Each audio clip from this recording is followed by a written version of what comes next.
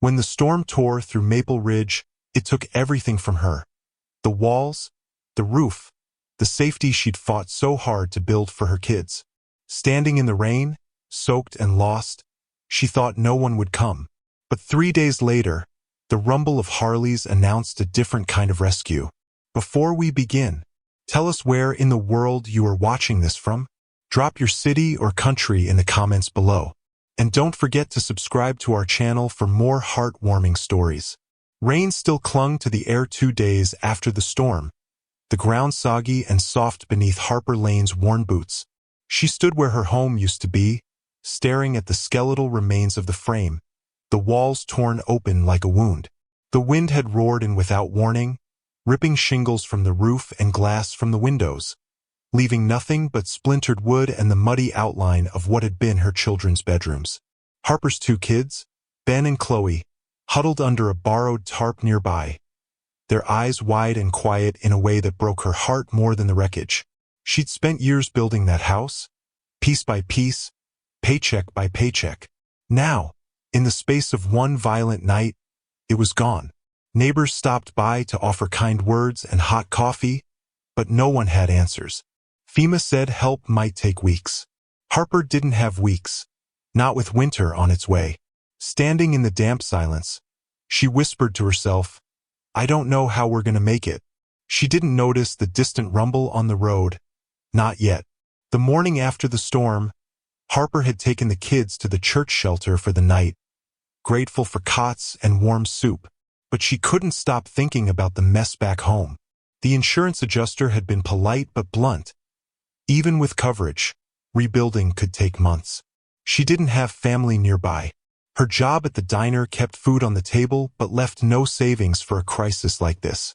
After breakfast at the shelter, she walked back to the lot alone, needing to see it again, to believe it could be fixed. That's when she saw them, 2 motorcycles parked at the curb, their chrome catching the weak winter sun. The riders stood by the wreckage, talking quietly. They wore black leather vests, the bold skull and wings patch unmistakable. Hell's Angels. Harper froze. She'd heard the stories, good and bad. As she approached, one of them, a tall man with sun-creased eyes, looked up and gave her a small nod. "You Harper Lane?" he asked. She nodded cautiously. "We heard about the storm," he said, "and we don't like seeing good people left out in the cold." Harper's guard went up. "I appreciate it, but I'm not looking for charity," she said. The tall man smiled faintly. "This ain't charity. It's respect. One of ours came through here last year, broke down just outside town. You fed him, gave him a place to warm up, even though you didn't know him from Adam." Harper blinked. She remembered, a bearded biker in a soaked leather jacket who'd sat at her diner counter, shivering. She'd kept the coffee coming until his ride arrived. "That was you?" she asked. The man shook his head. "No, that was Crow. But word gets around." Another rider stepped forward, a woman with a braid down her back and gloves tucked into her belt. "We can't undo what happened, but we can build." Harper stared at them, unsure what to say. The tall man, who introduced himself as Maddox, met her gaze. "Give us 72 hours. We'll give you a home again." The first trucks rolled in that afternoon, pickups stacked with lumber, generators, tarps, and toolboxes. More bikes followed, their engines loud against the quiet neighborhood. Harper's neighbors gathered on their porches, watching as men and women in black vests unloaded supplies with practiced efficiency. Maddox barked orders without raising his voice, sending some to clear debris, others to measure what could be salvaged from the wreckage. The smell of fresh cut would soon mix with the cool, damp air. Harper stood off to the side, arms folded, feeling both grateful and out of place. "You don't have to just watch," the woman with the braid, who introduced herself as Lexi, said. "We've got gloves your size." Harper hesitated. "I've never built anything like this." Lexi smiled. "Neither had I, once. But it's easier when you're not alone." Before she knew it, Harper was hauling planks, holding ladders, and learning the rhythm of a crew that worked like family. By nightfall, The old walls were cleared, the frame for the new house already taking shape under the glare of portable lights. That first night, Harper sat on an overturned crate, watching the angels work under the floodlights. The steady hammering and low murmur of voices felt almost comforting, a soundtrack of determination cutting through the cool night air. Ben and Chloe sat beside her, wrapped in borrowed blankets, their eyes following every movement. Maddox crouched down to speak with them, showing Ben how to measure a beam and letting Chloe hold a flashlight steady while the crew worked. "You're part of this too," he told them. Harper couldn't remember the last time she'd seen her kids smile like that. She realized then that this wasn't just about rebuilding a house. It was about showing her children that people still showed up when it mattered. When Maddox walked past her, she said softly, "I don't know how to thank you." He paused, looking her in the eye. "You already did, a year ago, when you poured a cup of coffee for a man in the rain." Harper felt her throat tighten. Maybe, she thought, the road never forgets a kindness. By sunrise, the crew was already moving. The air was sharp with the scent of coffee brewing over a portable burner, mingling with the sound of saws and hammers. Harper stepped out from the small tent they'd pitched for her and the kids, her breath clouding in the cold morning light. Lexi handed her a steaming mug. "We've got 48 hours left," she said with a grin. "Time to work." Harper slipped on her gloves and joined the line hauling fresh lumber from a trailer to the build site. Maddox moved between groups, checking measurements, tightening bolts, and cracking the occasional joke that kept spirits high. Harper noticed the way the crew functioned. No arguing, no wasted motion, just a quiet understanding between them. Even in moments of rest, they seemed to look out for each other, passing water bottles, adjusting tool belts, sharing quick smiles. "We ride together, we build together," one of them said when she asked how they kept it up. By midday, the new walls were up, strong and straight, and Harper found herself thinking that maybe this was more than a house. Maybe it was a fortress built on something deeper than nails and wood. That afternoon, as Harper measured boards alongside Lexi, she asked, "How do you all know each other?" Lexi wiped her brow and leaned against a post. "The road. Some of us served in the military. Some just grew up in towns where the only way out was a bike and a long stretch of asphalt. But no matter where we came from, we all know what it's like to have the world knock you down. So, when we find someone who's been hit hard, we make sure they don't stay down." Harper absorbed that quietly, thinking of her own battles. The years working double shifts, raising 2 kids alone after their father left, building a home one paycheck at a time. "Sounds like you're a family," she said. Lexi smiled. "Exactly. Just not the kind bound by blood." As the sun dropped lower, the roof frame began to take shape. Maddox stood back, watching the crew work, then caught Harper's eye. "You're pulling more than your weight out here," he said. "This isn't just our build anymore. It's yours too." By the second night, the house had a roof. The sound of rain pattering against fresh shingles was oddly comforting to Harper, a reminder that this time, the storm couldn't take it. The crew had worked under the beam of portable lights until well past midnight, their shadows stretching long across the mud. Maddox called for a break, and the riders gathered around a fire pit, passing thermoses and telling road stories. Harper listened from a crate by the flames. Ben curled up against her side while Chloe roasted marshmallows with Lexi. Maddox shared one about riding cross-country in winter, getting caught in a blizzard, and finding shelter in a stranger's barn. "That's when I learned," he said, "that the road gives back what you put into it." Harper thought of the coffee she'd poured for that soaked, shivering rider a year ago. She hadn't known his name then, hadn't expected anything in return. Now, sitting by the fire with her kids safe and a house rising behind her, she began to wonder if that single act had started all of this. The final day began with the deep rumble of bikes as more riders arrived, swelling the crew's numbers. Some brought tools, others brought meals, trays of hot food that kept everyone fueled for the push ahead. Harper's neighbors began drifting over, offering to help paint, dig, or clean up debris. At first, The bikers had seemed like strangers to them too, but now laughter and conversation flowed easily between patched vests and work jackets. Inside, cabinets were installed, walls painted, and floors swept clean. Harper worked beside Maddox, holding panels steady as he secured them. "You're not just building walls," she said, watching him work. He glanced at her. "We're building a way back. You lose your home, it's like losing your anchor. We're giving you something to tie to again." That night, as the crew hammered the last nails under a sky full of stars, Harper felt a strange mix of exhaustion and gratitude. The house wasn't just standing, it was alive with the energy of everyone who'd put a hand to it. When the sun rose on the third morning, the new house stood complete. Fresh paint gleamed in the light, the porch sturdy, the roof straight and strong. Harper stood on the front step, her kids flanking her, unable to speak for a long moment. Maddox handed her a set of keys, the cold metal pressing into her palm. 72 hours, he said simply. "Told you we'd get it done." Lexi hugged her, then crouched to speak to Ben and Chloe.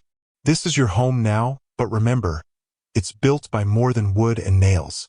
It's built by people who believe in having each other's backs." Harper's throat tightened. "I don't know how to repay you," she said. Maddox's answer was immediate. "You already have. The road never forgets kindness. You gave it once.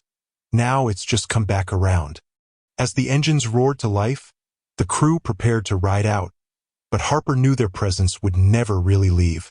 The walls around her carried the sound of their hammers, the echo of their voices, and the proof that family can be built in more ways than one. The house felt strange at first, not because it wasn't hers, but because it was new. The floorboards didn't creak where she expected them to.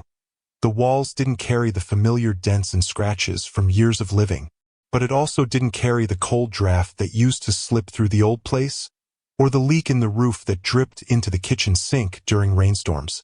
Harper spent the first night sitting in the living room long after the kids had fallen asleep in their new beds, just listening to the quiet.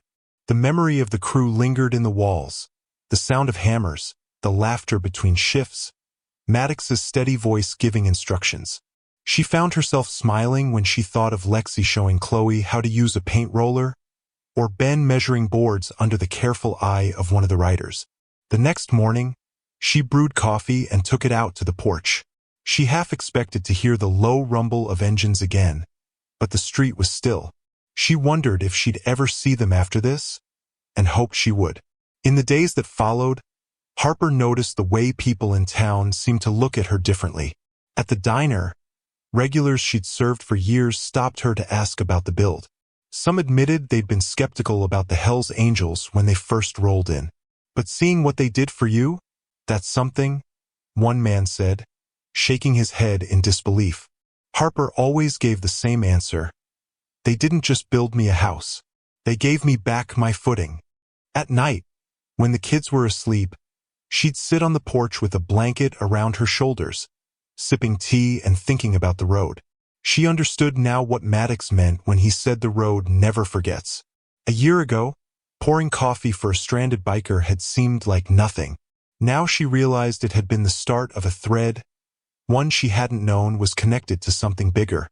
She began to feel like she was part of that thread now too, even if she didn't wear a patch. One evening, a familiar sound broke the quiet, the deep, steady rumble of motorcycles approaching. Harper's heart jumped. She stepped outside to see Maddox and Lexi pull up, dust kicking up around their tires. "Thought you might like some company," Maddox said with a grin. Lexi carried a bag of groceries, which she handed to Harper before crouching to greet Ben and Chloe. Over dinner, they swapped stories. Lexi talked about a recent ride through the mountains, Maddox about a veteran they'd helped repair his home after a fire. Harper found herself laughing more than she had in months. When the kids went to bed, Maddox grew serious. "We've got a run next month," he said. "Might pass back through here. If you hear of anyone in trouble, storm, fire, whatever, you let me know." Harper nodded slowly. "I will." And she meant it. She was beginning to understand that what they'd given her wasn't meant to be kept. It was meant to be passed on. 2 weeks later, Harper got her chance. She was working the morning shift at the diner when she overheard two men talking in the corner booth.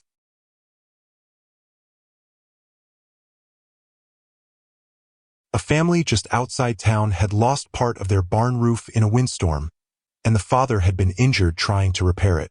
They didn't have the money or the help to fix it before the livestock suffered from exposure. Harper felt a pull in her chest. She excused herself from the counter and stepped outside with her phone. The number Maddox had left her was burned into her memory. When he answered, she said simply, "Got a situation for you." She explained, and by the end of the call, Maddox promised they'd ride in within 48 hours. When she hung up, Harper realized her hands were trembling, not from nerves, but from anticipation. She knew what was coming, and she knew what it would mean for that family. When the Hells Angels rolled into that farm 2 days later, Harper was there. She'd driven out early, wanting to see the moment the rumble of engines broke over the fields. The look on the family's faces, shock, disbelief, and then tears, was the same she knew had been on hers weeks before. Maddox spotted her by the fence and gave her a nod of approval.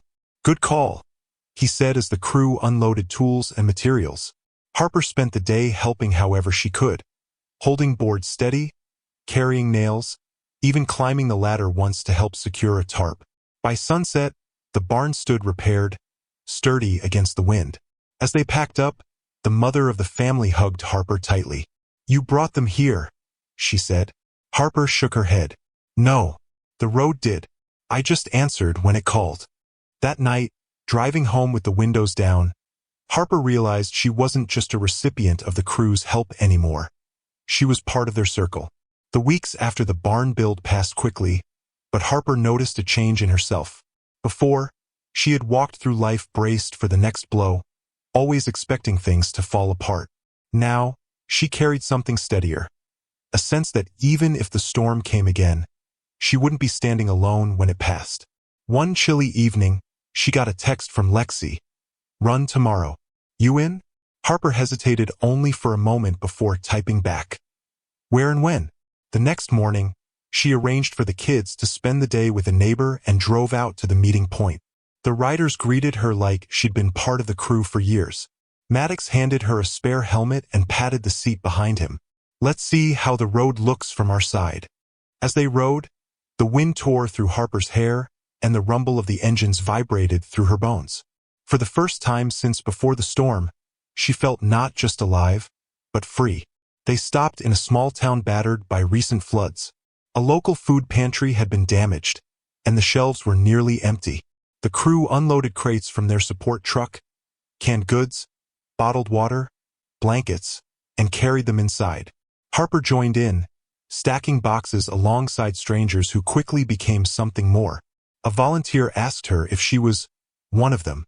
Harper smiled. "Not officially, but close enough." Maddox overheard and grinned. "You're as official as it gets without a patch," he said. When the work was done, the crew gathered for coffee at a nearby diner. Sitting among them, Harper realized this was no longer about what they'd done for her. It was about what she could do with them. She didn't just belong in her rebuilt home. She belonged out here, answering the call when it came. That night, Maddox walked her to her car. "You've got something most people don't," he said. "You know what it's like to be on both sides, needing help and giving it. That's what keeps this whole thing alive." Harper thought about the storm, about the first sight of the crew rolling toward her wrecked home. She thought about the barn, the food pantry, the look in the eyes of people who'd been blindsided by life and then lifted up again. "I don't want to lose this," she admitted. Maddox shook his head. "You won't. Once you're part of the road, it's in you for good." The truth of that settled into her bones like warmth after a long cold day. She knew now that even if she never wore the patch, she'd carry the code it stood for. Winter came early that year, frost lacing the windows of Harper's new home. The kids had settled in, their laughter echoing through the rooms like music. One snowy morning, Harper stepped onto the porch with her coffee and saw a small package resting on the steps. Inside was a leather vest, no patch, just her name stitched in gold thread above the heart. Beneath it was a note, "For the road ahead." Harper traced the stitching with her fingers, a smile spreading across her face. She called for Ben and Chloe, showing them the vest. "Does this mean you're in the club?" Ben asked. Harper laughed softly. "It means I'm part of something bigger than a club." She hung the vest by the door, knowing it would be ready whenever the next call came. On a clear spring morning months later, Harper rode pillion behind Maddox again, the wind warm against her face. They weren't heading to a disaster this time, just a charity ride to raise money for families who'd lost their homes. As they crested a hill, she looked back at the line of bikes behind them, stretching as far as she could see. She thought about the night she'd stood in the rain, her house reduced to splinters, thinking no one would come. She thought about the 72 hours that rebuilt more than her walls. The road had taken her in, taught her that family could be chosen, and that kindness was a debt worth paying forward forever.